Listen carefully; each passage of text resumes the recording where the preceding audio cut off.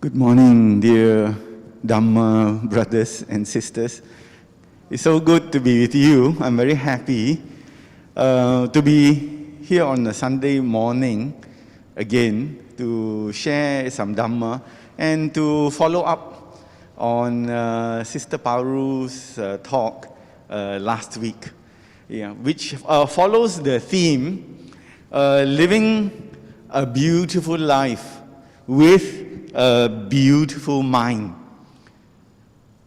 And it's a very important subject for us to reflect on now because there are so many challenges in the world today. When we look around us, we have been engulfed by this pandemic for the past 2.5 years, and we see so much aggression and anger and hatred in other parts of the world where people are fighting each other. So here we are relatively peaceful, but we are trying to make our lives better following the Buddha's teachings. And how do we develop, how do we cultivate ourselves to have more happiness, to have a beautiful life, to lead a beautiful life. So let me start by making this very obvious statement. The quality of your life depends on the quality of your mind. There is no escape. We cannot ignore our minds if we want to live a beautiful life. So we have to make our mind beautiful in order to have a beautiful life. Because everything we understand, everything that we perceive of the world must come through our mind. And then the mind is the processing plant, is the processing software in our hardware that makes us understand the nature of the world and how do we react to it. So here, when we study the Buddha's teachings, we are very aware of our minds. So let us study this a little bit deeper. What did the Buddha say about having a beautiful mind? So in this sutta, the Dvedha Vittaka Sutta, the Buddha talks about his own mind before he became the Buddha, before he attained the enlightenment. He was struggling, he was working very hard, he was striving to attain the state that goes beyond life and death and suffering and all these worldly situations that we encounter in our life. So he was searching so hard, not just for one life, but uncountable lifetimes. He was looking, how do I overcome this? And so he related to his disciples that before he became a Buddha, he thought to himself, all these thoughts in my mind, some are wholesome and good thoughts, and some are unwholesome and bad thoughts. So we use the word bad. But whatever it is, these unwholesome thoughts gave rise to more suffering. That even before enlightenment, the Bodhisattva understood that. So he said, if I can put my good thoughts, wholesome thoughts in one pile, and my unwholesome thoughts in another pile, and we have separate piles of these thoughts, I would be able to understand what makes me happy and have a beautiful mind, and what makes me unhappy and have more suffering, and move further away from that beautiful mind. So the Buddha understood the nature of wholesome and unwholesome thoughts. So he further goes on. Now he is speaking as the Buddha. with more understanding and more depth of the nature of the mind. He said, bhikkhus, whatever a person, a bhikkhu, and we can interpret this word bhikkhu to be wider. Of course, we know that the common interpretation is that of a monk, a renounced person. But we can take it with a wider meaning that a bhikkhu can be anyone who is striving on the path, who really strives, whether he or she wears the yellow robe or not. If he or she is striving day after day, to overcome suffering, that person can be called also a bhikkhu. So he was addressing this crowd and he says, whatever a bhikkhu thinks and ponders, whatever he brings up or she brings up in her mind and thinks about it and gives it attention and reflection, that will become the inclination of his mind. So it would seem like it's very natural, isn't it? But we do not understand this. Although it is very apparent, very evident, you don't really have to tell people. If you think a lot about certain things, you will be inclined. That will become your character, your personality, who you are. Because you are thinking so often about it. So if you are thinking very often about how to attack people, you will have this attacking nature. You will be an attacking person. You won't be a peaceful, loving person. So we see this in the world now. People attack each other and bring suffering on others without feeling any guilt about it. It's all right, don't worry. The more thousands I kill, the more I will achieve my goal. That is the thinking of a violent, aggressive person. Why? He has been thinking like this for a very long time. So it makes sense, it's natural for this person, to do these actions because the character is also already like that.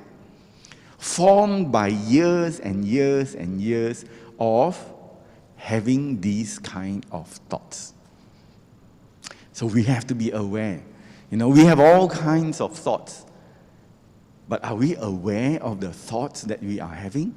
Are they beautiful thoughts from your beautiful mind? Or are they not so beautiful, ugly thoughts from an ugly mind? We have a mixture.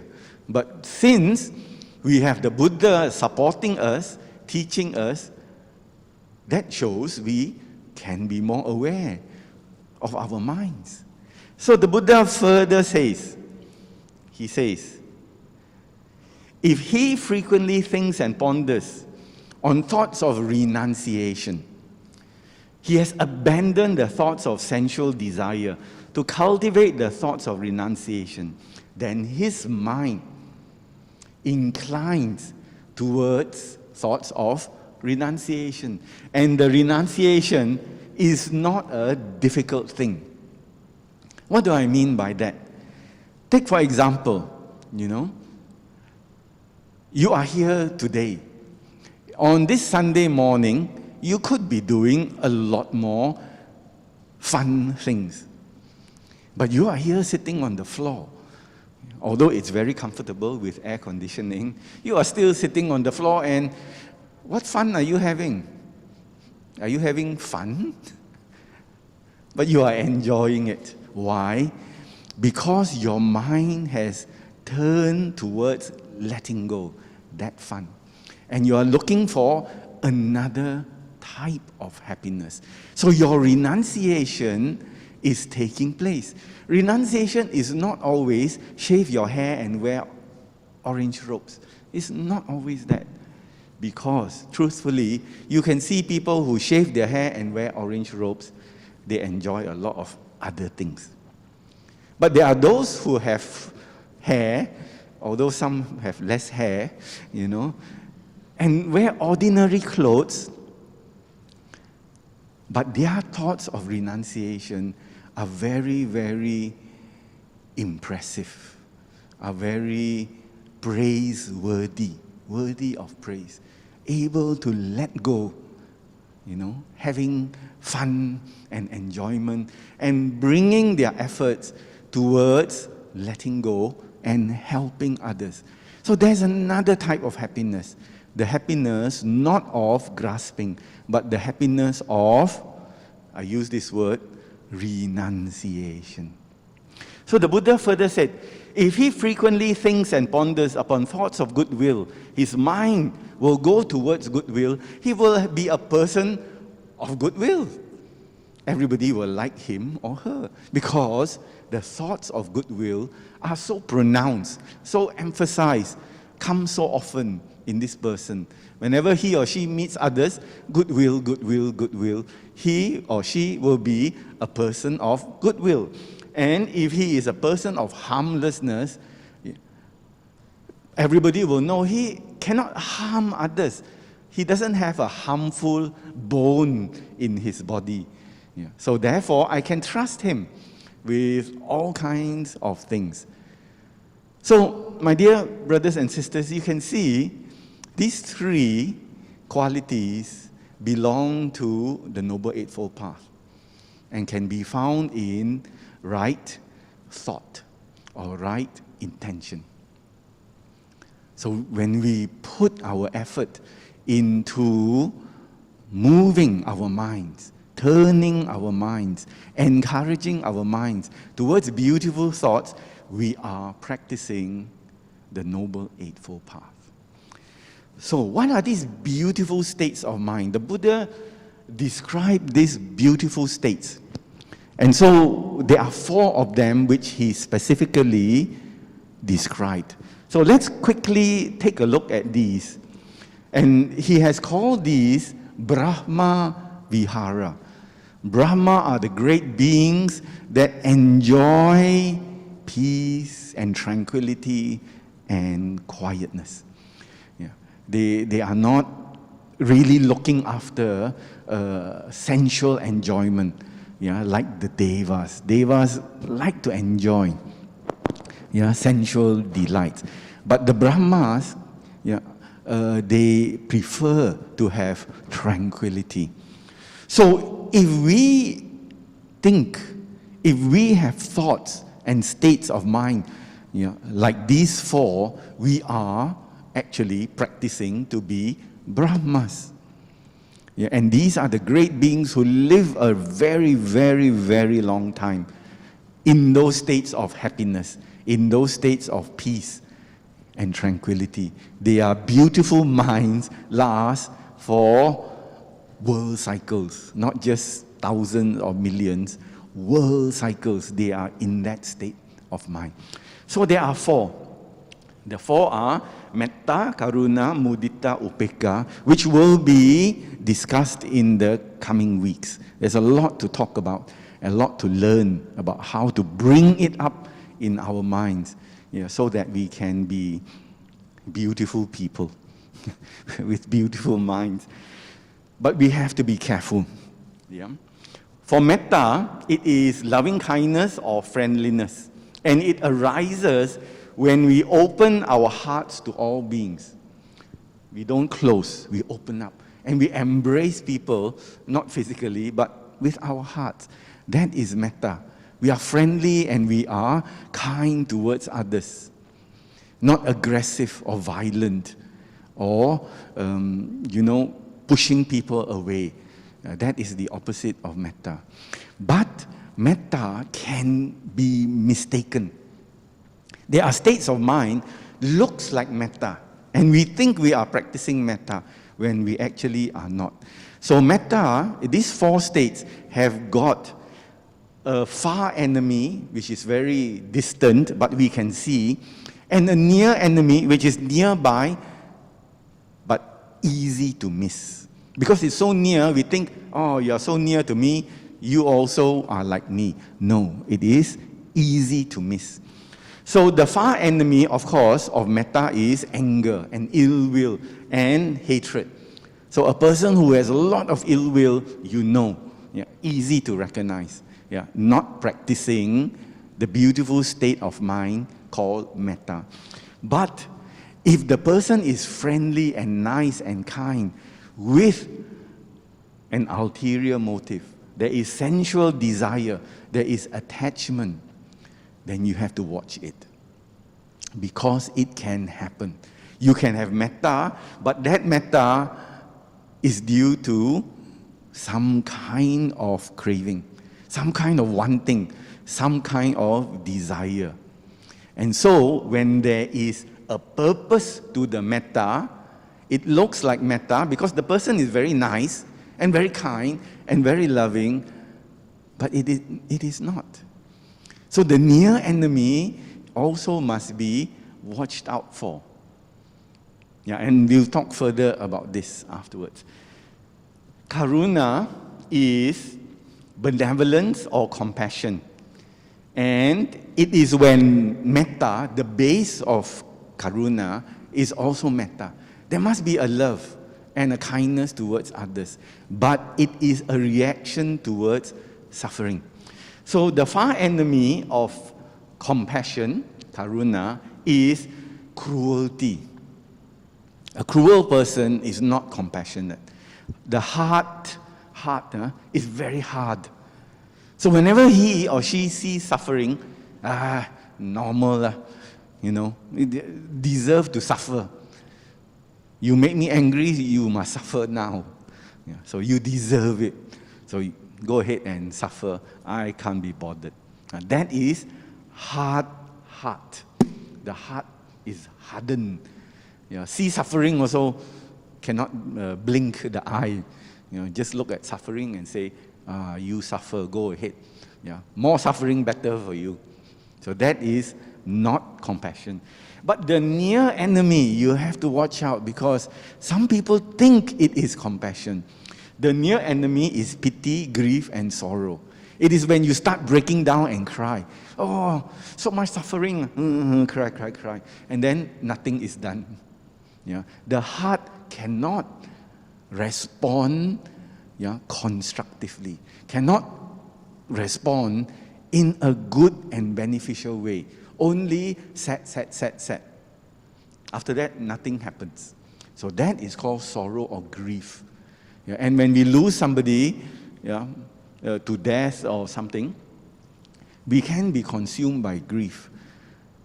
And we have to recognize that because it looks like compassion.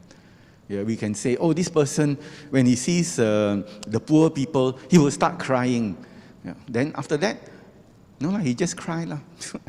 So that is not the compassion with wisdom because compassion needs to have wisdom.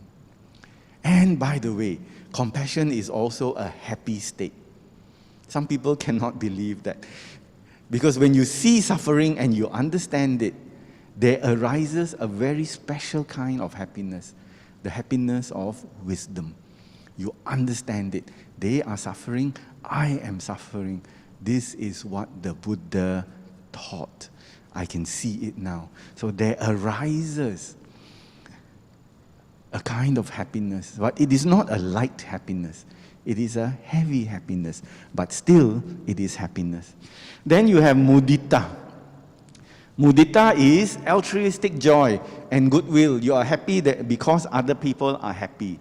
And the far enemy, easy to see, is jealousy. But the near enemy is a kind of worldly joy with expectation. You expect something from this person. That's why you go near to this person and say, congratulations, on your promotion, whatever. But at the back of the mind, he or she looking for something. So it is not really mudita. And the last one is upekkha. It is equanimity or balance of mind. The far enemy is irritation or restlessness. That means cannot be balanced. Always going to one side, going to another side. And because of the movement from here to there, the mind starts to wobble. The mind starts to be restless and irritated, in fact. So that is the far enemy. What is the near enemy? The near enemy is indifference. Okay lah, it's all right. Yeah, let them. There is always suffering in the world. Let them suffer. I am practicing upeka. But there is no wisdom there. There is no understanding. It is just, I don't care. So that I don't care attitude is not upeka. It is the near enemy. It looks like it because the person is not affected. The person is still very stable, but he or she just doesn't care. Right? In the practice of upeka, there is caring. There is love and metta towards those. So let me share with you what the wise teachers have said. And Venerable Nyanaponika, he has passed away. He was a great scholar monk who lived in Sri Lanka until a very ripe old age. And then he passed away. He said, these four, and he describes it so beautifully and wonderfully using these words. He said, these four are the great removers of tension. If you have any tension between people, bring in these four qualities. The first of which is metta. The great peacemakers in social conflict and the great healers. If you want any wound between people, and these are emotional wounds, not the physical wound, it will heal wounds suffered in the struggle of fighting? No, the struggle of existence. Because we are here, we have these wounds. They level social barriers, build harmonious communities, awaken slumbering magnanimity, means big heart, long forgotten, revive joy and hope, long abandoned, and promote human brotherhood against the forces of egotism. My, I. So when you practice these four, this my, I subsides and goes quiet. So Venerable was a great writer. You can find his writings in English, in many sources. I think our library has a lot of books by the late Venerable.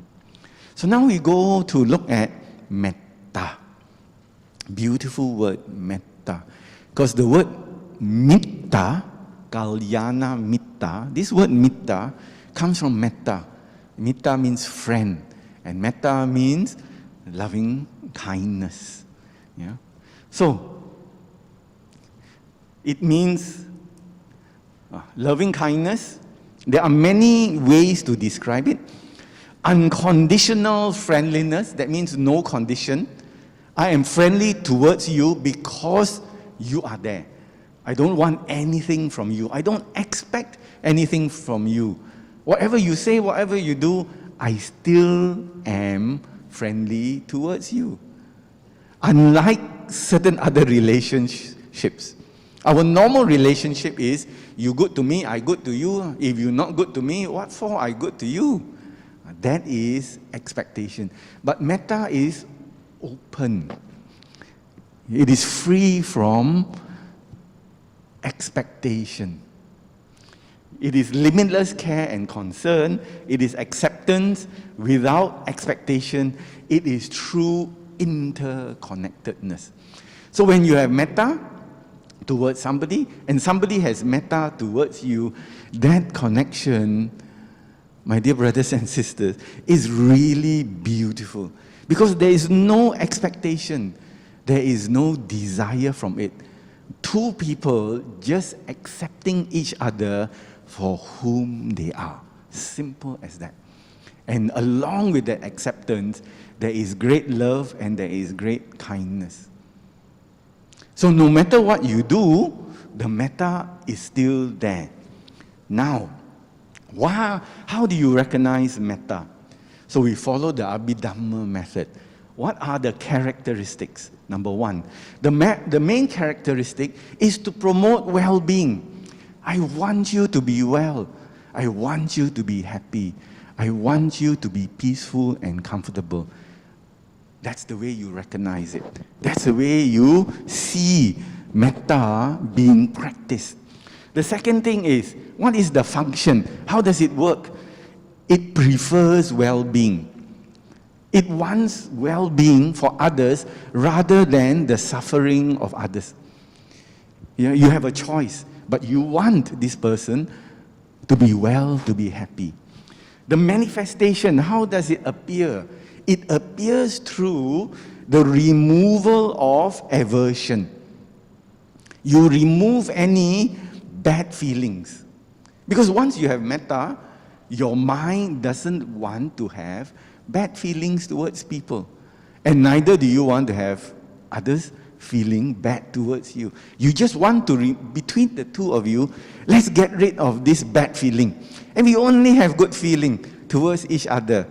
Yeah? And you embrace each other, not physically, but, mentally and emotionally. All the bad feelings are put aside. That's the nature of metta. And the cause, what is the nearest cause? The proximate cause is seeing the loveliness of all beings. When you have the eye of metta, you only see, wow, you're so nice, you're so good, you're so beautiful, like this. Is this a real photo? Here you are, two different beings seeing each other's loveliness. There is no fear, there is no aggression, there is no anger.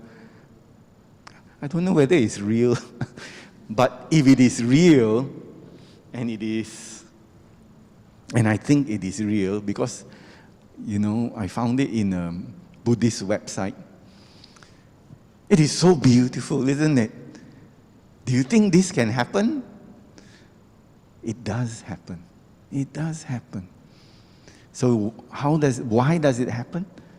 You see the loveliness. Instead of seeing a monster creature, you only see a lovely animal. And the creature, instead of seeing lunch, see a beautiful little human being. Isn't that wonderful? It's real metta. So, what happens to us? The practice of metta steadies our hearts. It makes our hearts stable. Because why? We don't expect anything. I only give to you, that's good enough. My state of mind is what I want to give you. It's not easy to find this. But those who understand the beautiful mind know how to do this.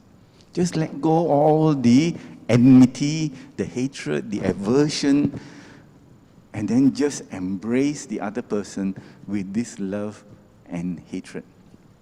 Love and kindness. Sorry.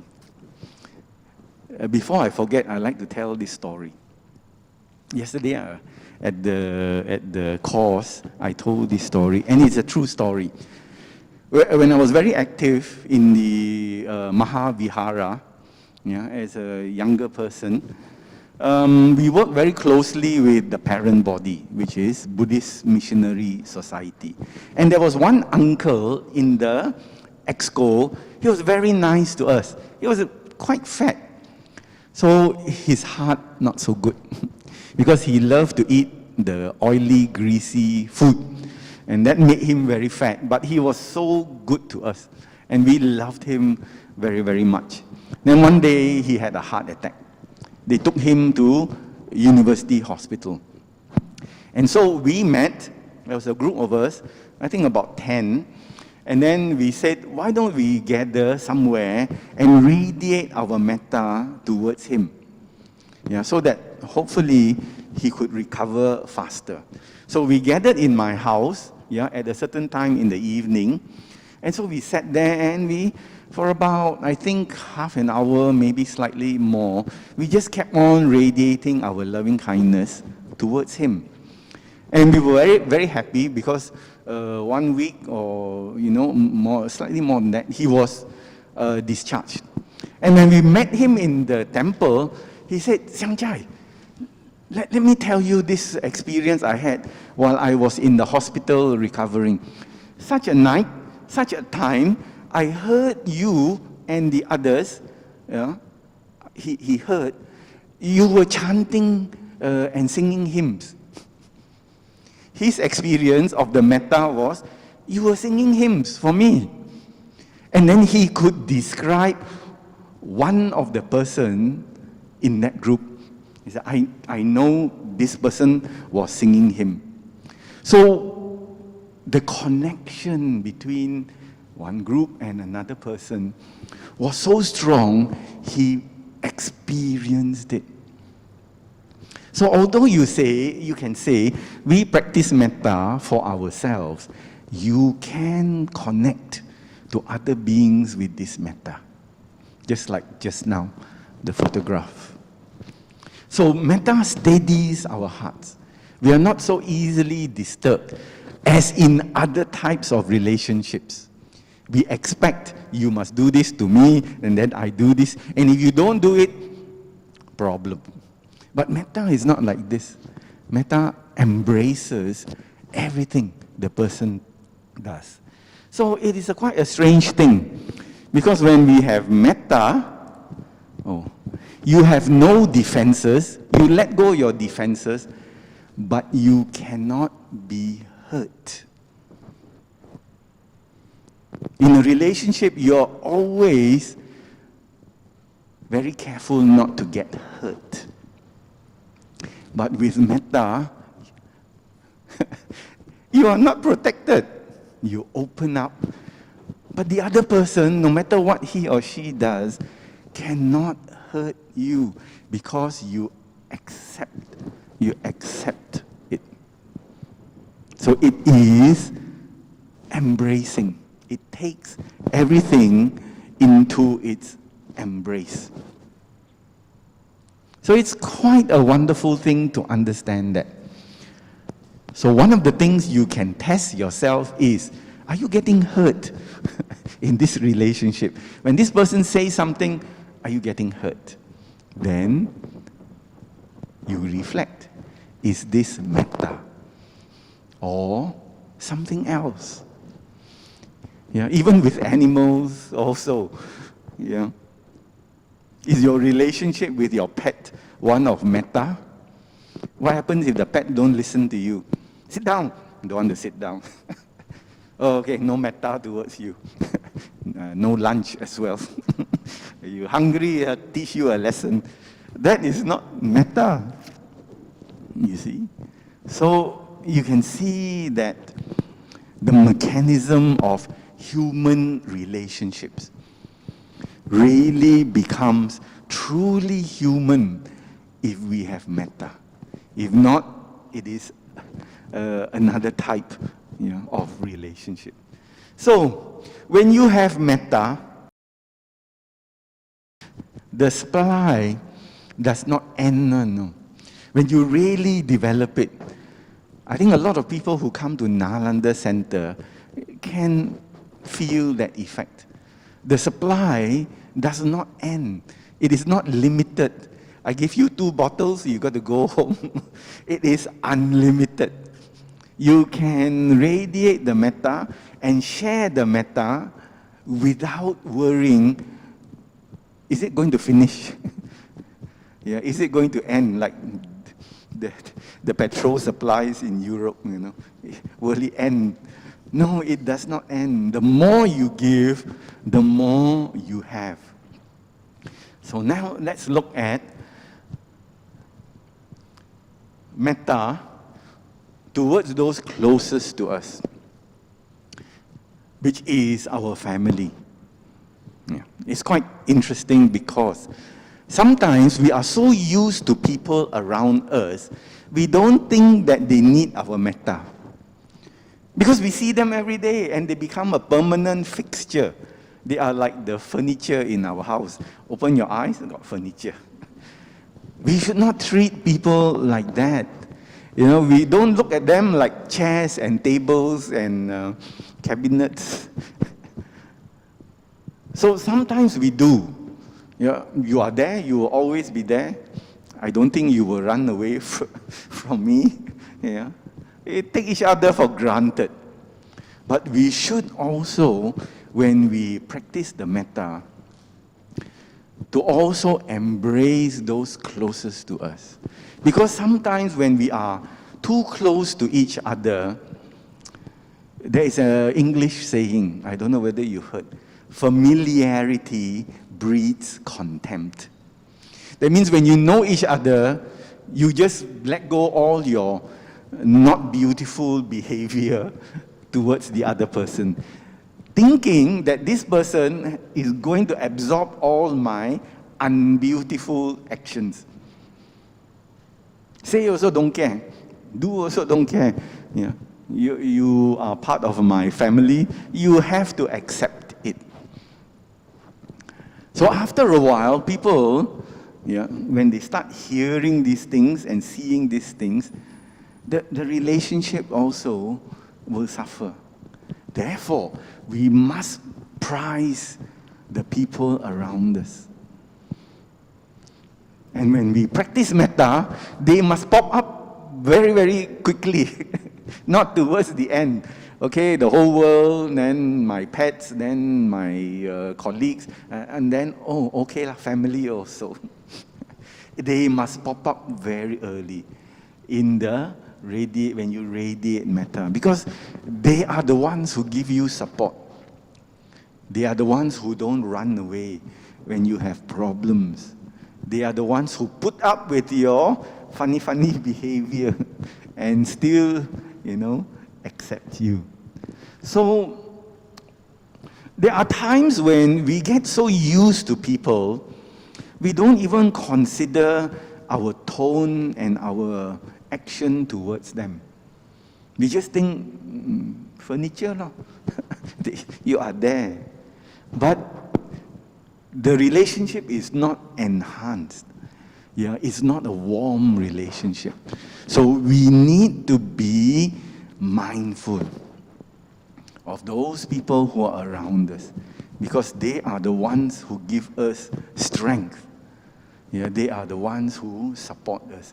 So when you reach out to them with metta, your relationship to those closest around you will improve. Yeah, will get even better. Will go beyond the normal range of relationship. So you can have husband and wife, wife and husband. Yeah. You can have brother and sisters who take each other for granted, cousins, everyone. But we must also remember that they are important part of our humanity. Because human beings don't live alone, unless you are a hermit, or unless you really make the choice to stay away from other human beings. You need them in order to operate, to be normal. Or else you will understand, you will be experiencing loneliness. Loneliness doesn't mean you are alone. You can be with a lot of people, yet you feel lonely.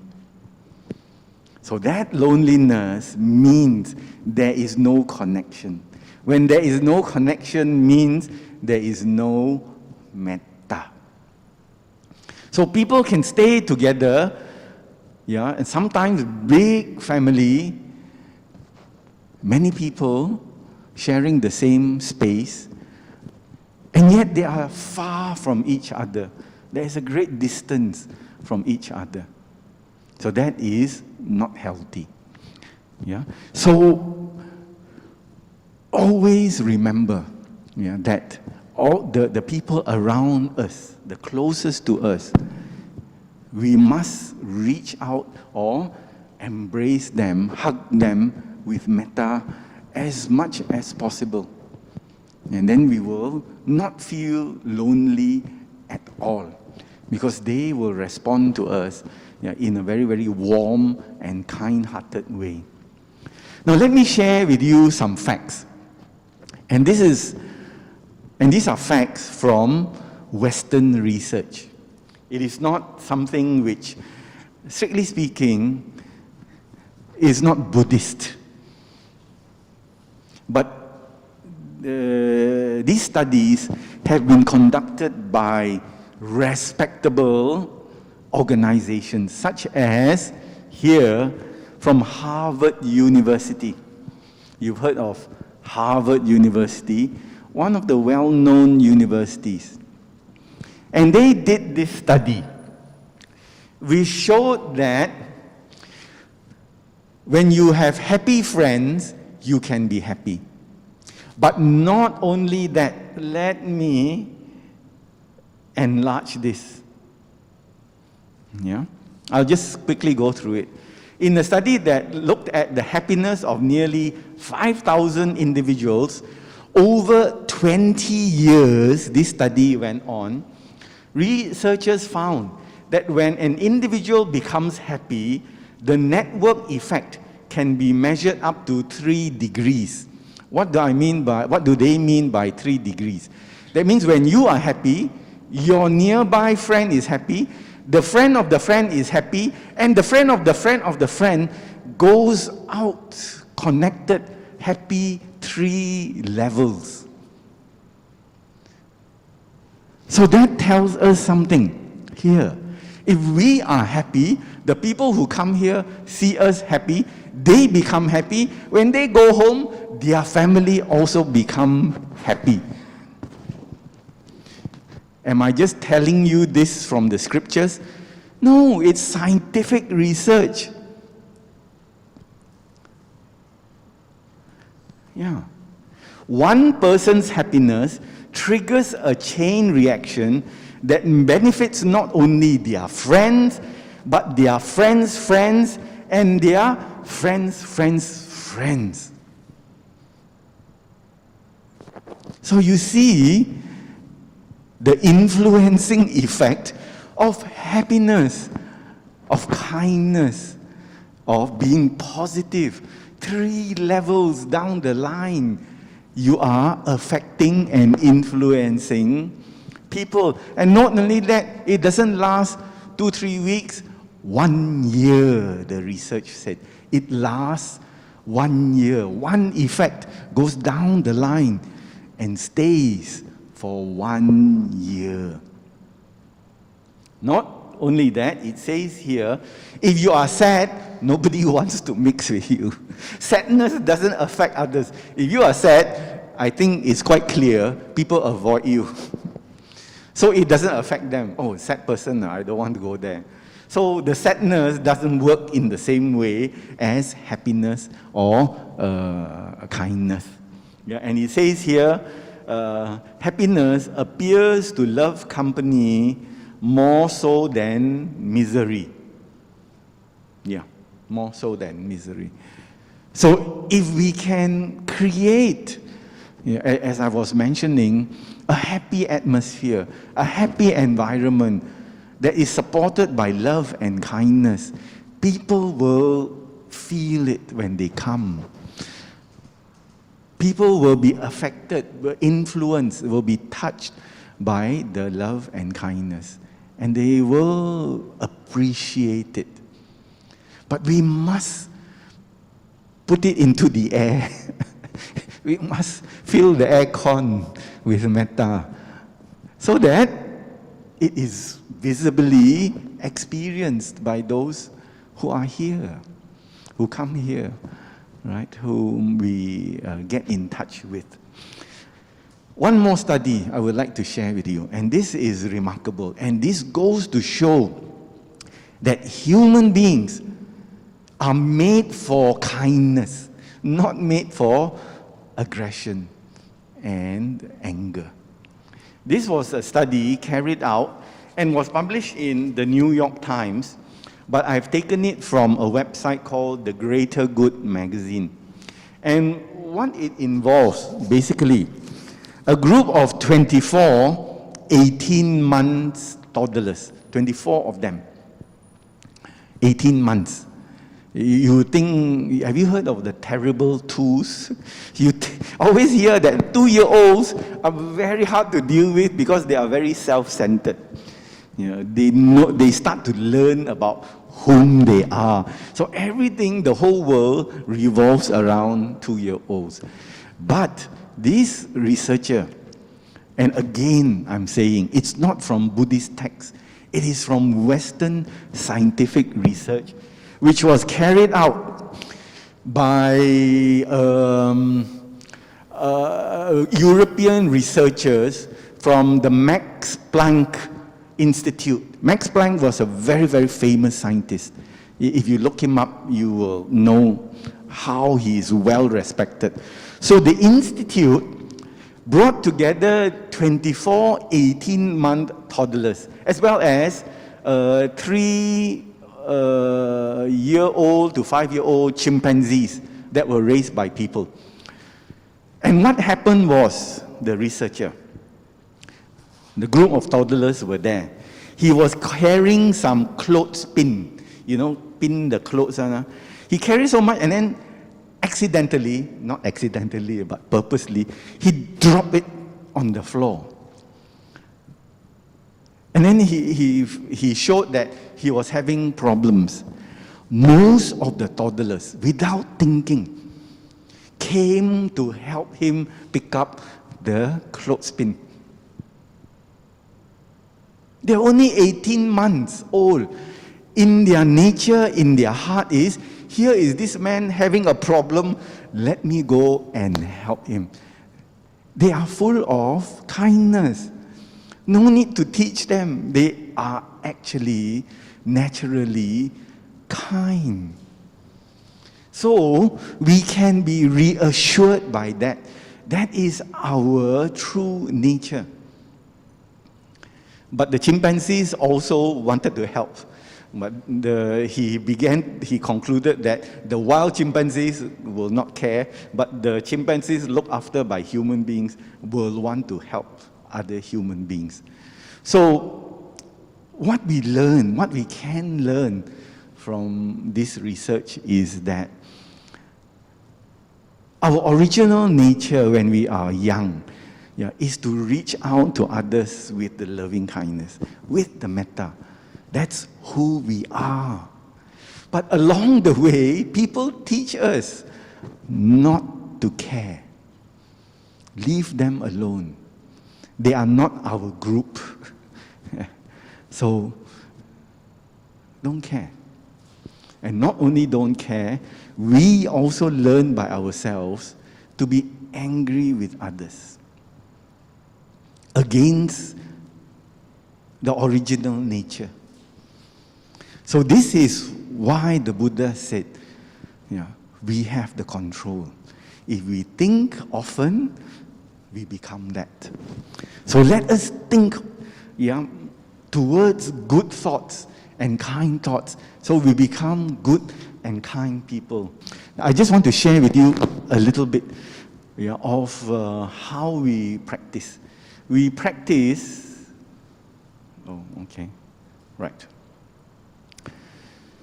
by this way. If we are going to practice seriously, there are 4 things which are important to take note of.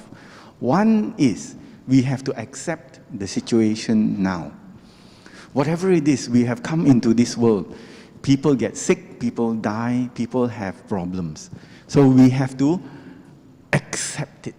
Then only the metta comes out. Some people, they have sick relatives, sick family people they love very much, who fall sick or have problems. And then they learn about metta.